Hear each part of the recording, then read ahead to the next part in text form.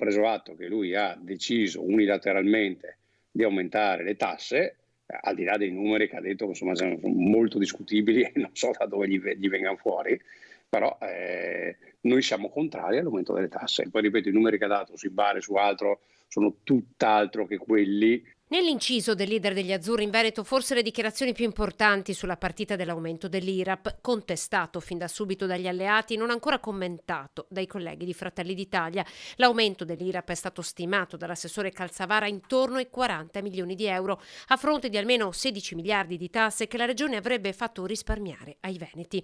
Numeri che il governatore Luca Zaia ha ribadito oggi a margine dell'inaugurazione del lotto vicentino della Treviso Ostiglia. Ho visto i dati, un bar pagherebbe 14 euro in più, certo sono 14 euro in più, ma voglio anche dire che queste non sono risorse sprecate che torneranno come servizi che la regione erogherà, fermo restando che 16 miliardi non sono mai stati prelevati. Ogni partito decide di fare quello che pensa sia meglio e sia opportuno e noi andiamo avanti per la nostra strada. Mattosi insiste sui numeri. Sono un po' detti per comodità di chi vuole aumentare le tasse e si trova isolato nella scelta di aumentare le tasse. Quando all'epoca si parlava di addizionale di IRPEF, si parlava di 300 milioni all'anno mal contati, quindi per 14 viene fuori 4 miliardi.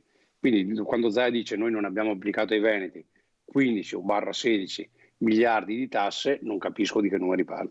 Un agosto caldo per il governatore del Veneto, sulle barricate su diversi fronti, sempre più spesso colpito dal fuoco amico, e c'è chi, come il capogruppo trevigiano della Lega Alberto Villanova, inizia a parlare di campagna elettorale degli alleati. Io penso che il dibattito è giusto che ci sia, il sale della democrazia, dopodiché c'è una differenza tra chi ha l'obbligo di governare e chi ha l'obbligo magari di fare opposizione o di fare le pulci. Mattosi ribadisce: su sanità e pedemontana abbiamo espresso il nostro disaccordo senza alcuna rappresentanza nell'esecutivo in regione, affonda. Non siamo mai coinvolti nelle decisioni. Luca Zaia ha deciso nell'ultimo mandato di escludere Forza Italia dalla giunta, di escluderla dalle presidenze delle commissioni e ripeto non è una questione di carrega, è il fatto che le decisioni ti vengono comunicate dopo che sono state prese.